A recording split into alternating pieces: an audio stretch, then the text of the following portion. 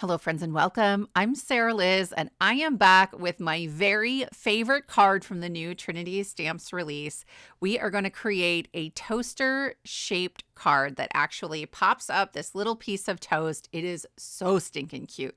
This is the toaster card die set, and it is magical. The toaster itself is about the size of an A2 card, and then there's also a die to make a shaped card that is this small piece of toast.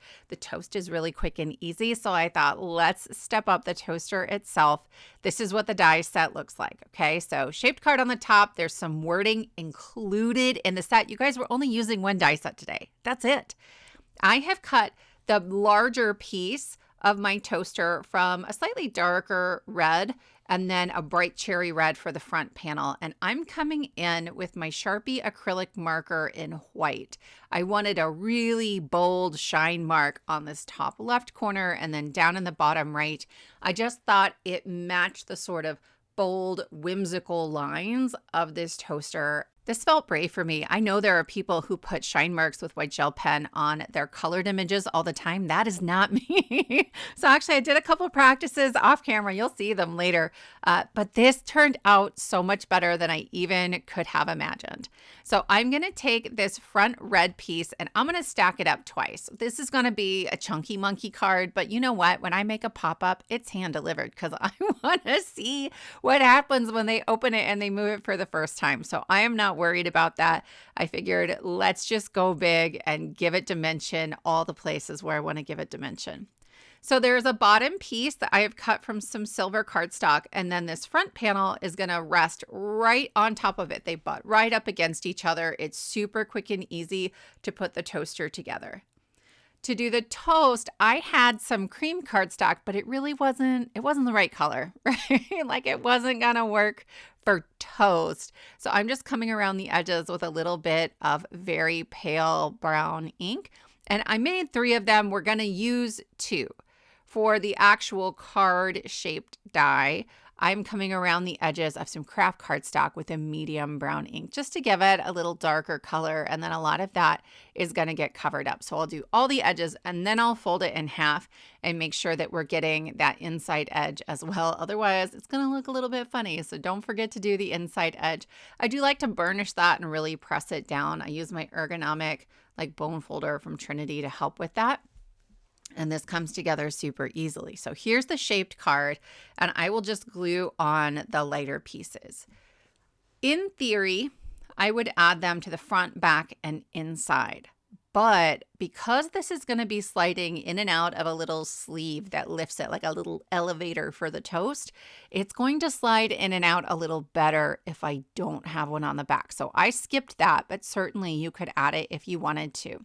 You also could just pull the toast in and out of the toaster, right? We're going to make a mechanism, but you don't have to. It really would be very easy to just add a bunch of foam tape around the outside edges and leave a pocket so you could just pull this out, right? But we're doing the very fancy version.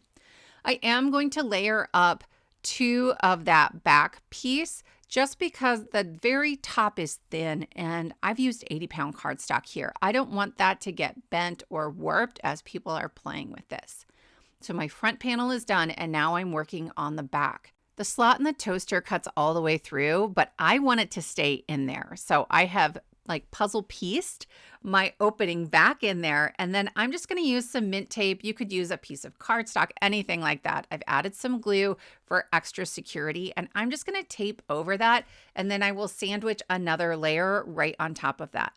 The toaster is symmetrical, so I love that. That means that I can have the pretty side of the die cut facing out on both sides. Glue all over the place. I will lay this right on top. And when I go to add in the red piece, I'm like, it doesn't look right. I wanted it black right in there. So I'm going to add my glue, and then you're going to see I'm grabbing a little black strip to put on the inside as well. Then I decided to go back and do that to the other side. So it really hadn't had long to dry. It wasn't hard to try to peel that back out. My little pickup stick from Trinity is really helpful for tasks like that. And then I just cut a new piece of cardstock. I decorated the back panel the same way as the front. You can see my practice shine marks here. Actually, even the first ones came out pretty good, I thought. It's not too hard to do. And so I've just glued on a bottom silver piece, added my shine marks, and then added on that red front panel. So now I have two pieces. I have my toast to go on the inside. There are little black pieces on the side there that are the lever. And certainly you could just add foam all the way around, glue on your levers, and be done. But I didn't want to do that. So I have a piece of 65-pound cardstock here. It's a little easier to work with. It's 3 inches wide, and I'm scoring at 1.5 inches. And I'm just going to fold that in half. I'm not super worried about neatness or measurements. No one's going to see this. And so I am just cutting like a little rectangle out of here, and I'm going to fold over the long flap. We're making a pocket. A little bit of glue, wrap that around. This is so much easier with a 65 or 80-pound cardstock. If I tried it with 100, it's just a lot of cardstock to try to bend this way. I'm using a pencil just to mark a little bit outside of my toast. I don't want this super tight or it's going to be really difficult to get it back into the pocket. Okay. Then I removed one of the rectangles and the long flap will get folded around just like the first one. So here we go. We have a pocket for our little piece of toast. Look at that. It fits nicely. It goes in and out really easily. And I'm going to tuck this so that you can sort of barely see the toast peeking up above the toaster. And I'm going to go ahead and temporarily tape that to the toaster. I'm also going to get one of my little levers that goes on the side. I'm going to put it in the lowest position that I think looks sort of natural, and I'm going to tape that on there as well. When we create our mechanism, it's really important to know where everything should be in the end. Then I've slid a piece of heavyweight black cardstock underneath. I'm tracing around my pocket, and then I'll flip it over and trace around my lever. I need something that can connect the pocket to the lever. That's what we're doing. We're just creating a little template, okay? So I'm going to slide this down just so I can see kind of where the lever is on the other side as well. And I will use my pencil to kind of connect that. You could keep more height on that left-hand side for part of it. It might even make it a little sturdier. I'm just doubling mine up. So it wasn't a big deal that I'm actually going to cut this down and it's going to be a little thin where the lever is. This entire piece of cardstock is going to be completely hidden on the card. So truly, like, follow the lines, but you don't need to be real precious about it. I'm just trying to get the basic shape here, and then we'll double check and make sure that everything's going to be hidden.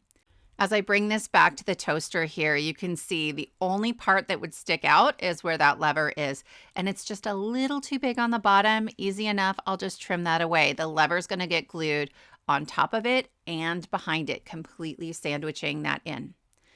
I made a cut on this piece that I really didn't want. So I have added glue and a little bit of mint tape. It's like Post-it tape just to kind of hold it together. And then I am gluing this onto a whole nother piece of black cardstock. Again, I like it to be super, super sturdy. In my brain, my cards get kept for about 80 years. So I go like above and beyond for sturdiness. There's also lots of kids in my family. And so cards like this get passed around and played with by people who are all like hopped up on family time and sugar. So that's, do as you will. You probably could just use one layer of heavyweight black cardstock.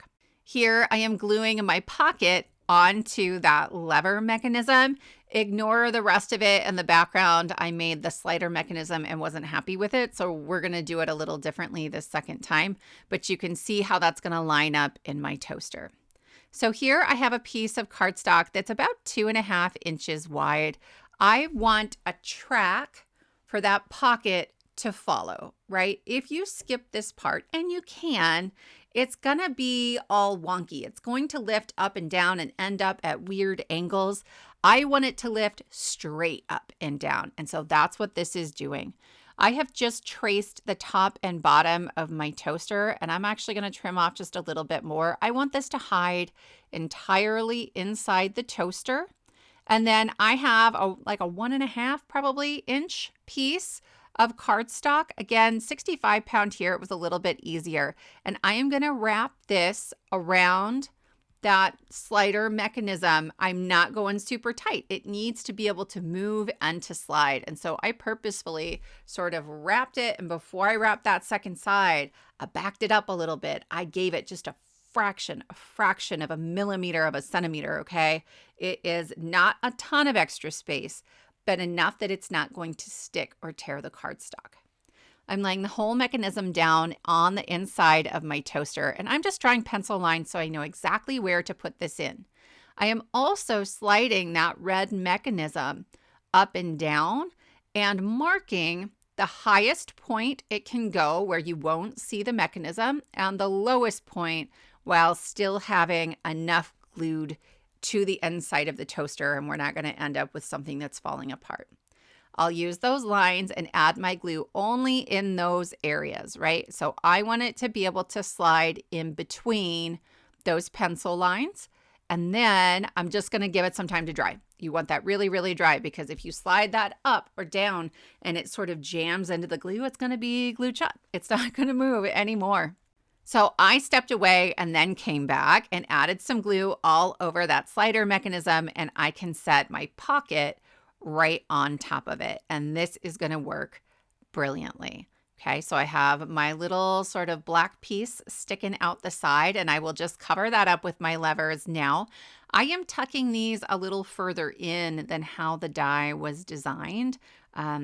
If you're just sort of gluing it flat down onto a card, it butts up beautifully right against the toaster, but I don't want anybody to be able to see sort of the inside part of that lever. It's going to get weird while it's moving because the toaster is curved. So I have tucked them a little further in here.